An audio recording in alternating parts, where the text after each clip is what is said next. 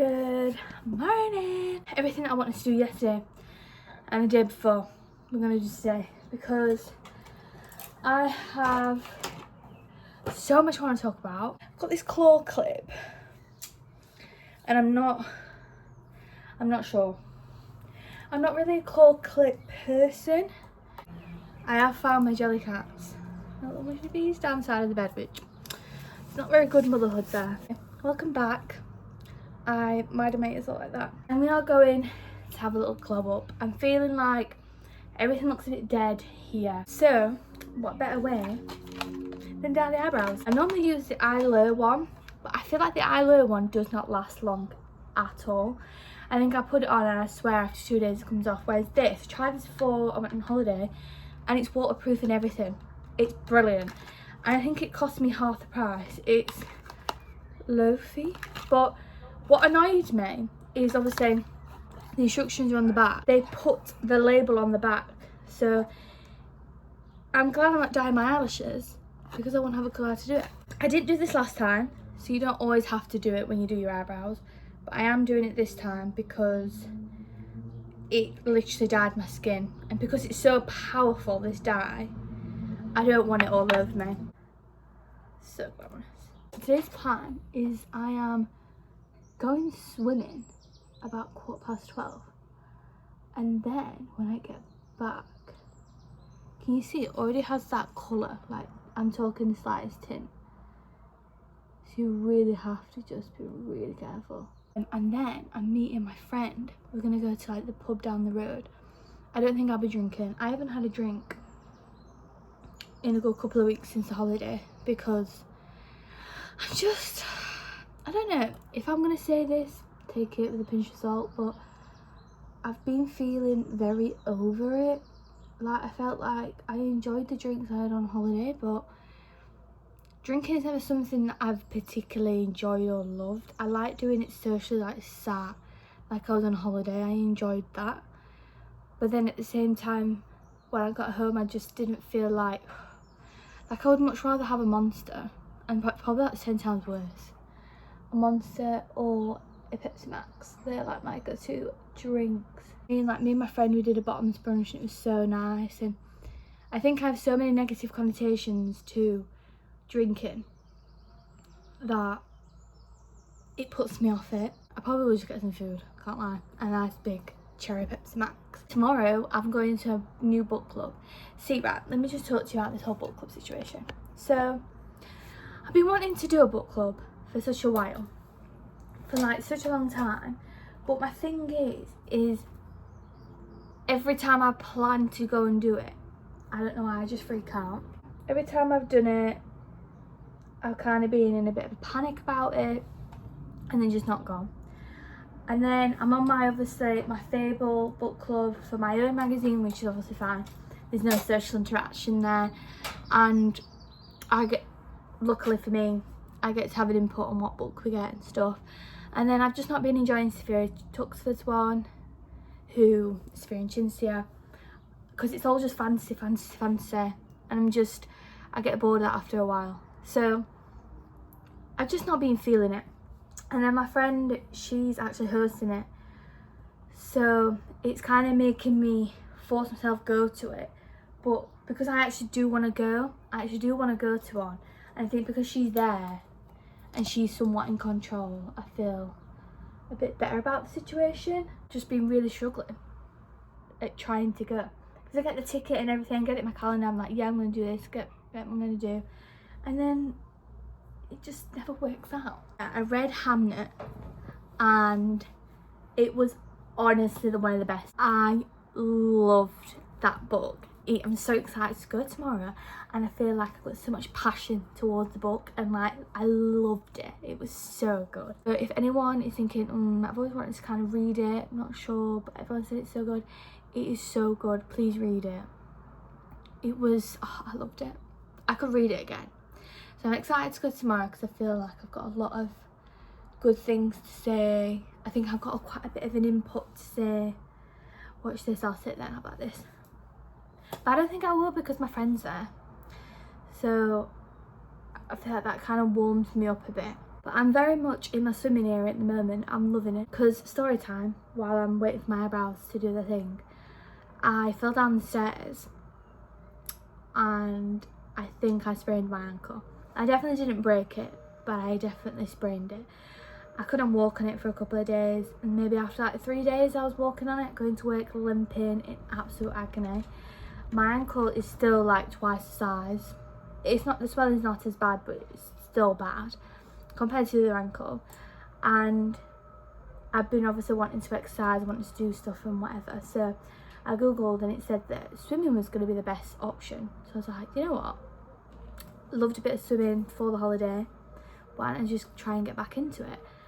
I have been swimming every day this week. We're on Saturday.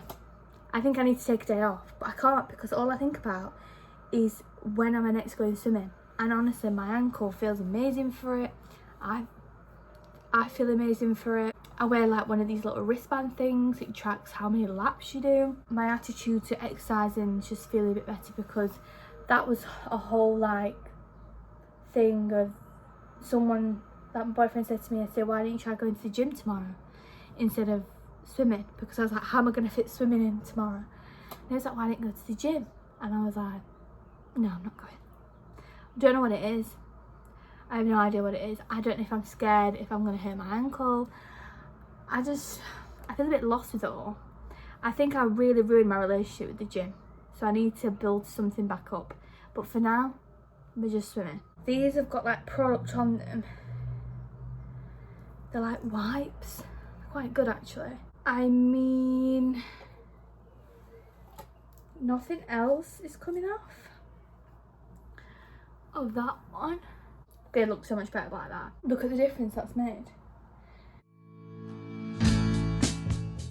It's hot in here. It's hot, girl. It's hot. Why are you sitting like that? So I'm just waiting for you to start the aircon. Our mission, find a pool. We're hoping just to get one from Asda, but we do need a barbecue. That's what we was going for, weren't we? Yeah, we are. So we have a bit of story time with the whole getting a pool situation. Sorry, you have to ignore the hand wash. But we did get a pool. Went to Sainsbury's to the Argos, and it was like collect on Wednesday. Not the point. So then we went and picked one up from the range. Then it got cancelled, the order. They obviously didn't have them, which it said there was 8 in stock left, and someone obviously took it, because they must have took the ones that were left, because if there was 8 left, obviously if they click and collect, they must pick them up on the shop floor and then take them. So anyway, haven't got my dream pool, but we have got a pool. It's the same size as me. We've got the hose pipe ready. We've got barbecues, because we planned this barbecue literally as soon as we got home. While I was walking around I was walking around the range waiting for my pool that I'm never going to get the pool. I got a little, what is it, a disco strawberry. Obviously, as we know, I'm going to be doing my room up. So this is my first purchase for the new room.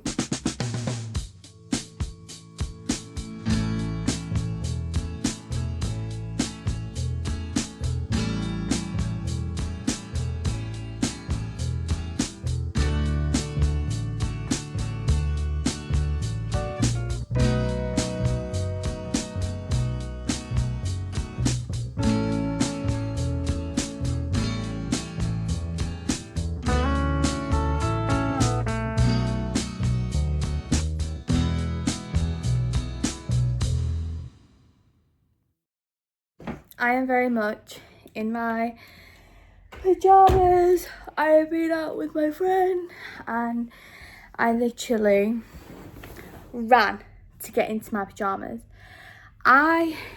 If I can be in my pajamas, straight there. If I could leave the house all the time in my pajamas, I would. Obviously in public, I don't. I'm in my Aristocrat Disney pajamas. But I thought we could go through a couple of books, have a little scroll on the Kindle, what I've been reading, what I think of them. So I've come into the living room because it's actually scorching I don't know why I thought I could sit in there. Who likes my new Kindle back? It's called cover. Obviously, it's just a plain see-through one. Then I changed the stickers. Little Sylvanian families, bit of seashell going off, little like exotic flower. I thought it'd be good for the holiday. Tomorrow I've got book club and it was Hamnet. Thought I'll give Hamnet a little moment. By far one of the best reads I've had this year. I was so apprehensive because I thought I would have watched the film because of Stephen. Who the hell is Stephen? Because of Paul Mescal. Because I love Paul Mescal and I'll watch anything with him in it. But I just never got round to watching it, and then I was like, do I want to watch it? Is it my sort of thing? No one ever said that it was like sad or anything like that, so no influence on that. It was just a bit too historical for me, and I thought, do you know what, I'm not going to enjoy this at all. It was one of the most beautiful stories I have ever read. I thought it depicted grief in such a relatable way, even though it is set hundreds of years ago. Cleverly written. I really want to read her new book now, Maggie O'Farrell's, because if that's what she can curate, then I need to read more of what she's creating, because it was so clever. Like, I can't explain it. You just have to read it. I thought it was so clever how it was so centred around William Shakespeare's family. But did they mention William Shakespeare? No, they didn't. They only referred to him as the father or Will at the start. It was split into two, so before they lost the son and then after they lost the son. Once the son had passed away, I thought, it's just going to get boring. It's going to get boring. Like, what more is there to give? But navigating through grief in such a stunning and raw way, from a mother's perspective, from a sibling, it's very family oriented. And I feel like if you are someone who likes that sort of vibe, I just think 100% read it. Don't be put off by when it's set, because it is just, I wanted to be there. I wanted to live with them. I did. And that is such a crazy thing for me to say. Like, it's not like me to say that. The ending, I was like, how is this gonna end? But even that, I was so shocked. Like, it wrapped it all up. And it kind of gave a solution to grief. And also, I loved how it was partly historically correct. I just thought it was brilliant. I think if you really need something refreshing, something a bit different, please read it and let me know, because I really don't think you'd be disappointed in the slightest at all. But I read Yesteryear and I couldn't quite grasp what this book was going to entail. Like, I felt like when you read the blurb and you read the synopsis, it didn't kind of give you a lot to work off. It kind of just said that a woman's living a life, she's on cameras, she's got producers, and it's all just a big lie, and then she wakes up and she actually lives her reality. Now, I could take that in a lot of different ways. I didn't really know where this was going to go, what it meant. Was it modern? Was it old-fashioned? I thoroughly enjoyed this. I did enjoy it. It was something different. As you can tell, I'm liking the different things in there. It was a concept I've never read before, never even come close to even reading before. I like the whole cult type of vibe, the religious aspect to it, how it was very modern, but it did have a very old-fashioned twist to it. And it did kind of give me Truman Show vibes. For sure. That dystopian feel, it 100% got that. I didn't actually predict the ending whatsoever. I did not see it coming. I had certain things in mind. I weren't even close. I think I gave Yesteryear 5 stars, and then I gave Hamnet 5 stars. Then I read after that Secrets We Buried. Now, I'm really sorry. I know Becca Day is not going to be watching this video, but you know how I felt about the woman in the cabin? You know how I felt about that? I could not get enough of that book. I was screaming from the rooftops telling everyone to read that book. So I read The Secrets We Buried and I just couldn't wait to finish it. It wasn't boring. I wouldn't say it's boring. I think if you've never read a thriller before, you'll love this. Like, you will absolutely love it. Because if you've read so many thrillers and you've watched so many thrillers, like films, TV shows, you could depict the ending. You could definitely say, yeah, this is going to happen at the end. And it just seemed quite drawn out when it really didn't need to be. And it wasn't a very big book anyway, so I'm feeling like, was there really much point? I didn't really like many of the characters either. I think that doesn't help. But I did rate it 3 stars because it wasn't the worst read of my life. It wasn't the best read of my life. A 3-star to me is, it's readable, you know, whatever. I just needed a bit more oomph, and I didn't feel like I got that from this. Then we have a read that I finished literally last night in 24 hours. I am obsessed. What is Frida putting in her books? Because I tell you what, there's about a handful that I can't say there's a book that I've read of Frida McFadden's that I have absolutely detested. There's just not one. There's somewhere I'm a bit like, oh, that was kind of a bit of a waste of time, but it wasn't like the worst waste of time I've ever spent. She just keeps on getting these books out of the conveyor belt, and she's just brilliant. So, The Divorce, if you haven't read this already, I loved it. I loved every minute of it. It gave me all the Surrogate Mother vibes. Obviously, we know Surrogate Mother is one of my favourite of all time. It had that fast pace to it, but it wasn't too complicated. There was so much going off, but it wasn't too much. It was like the perfect amount of like ingredients, and it was brilliant.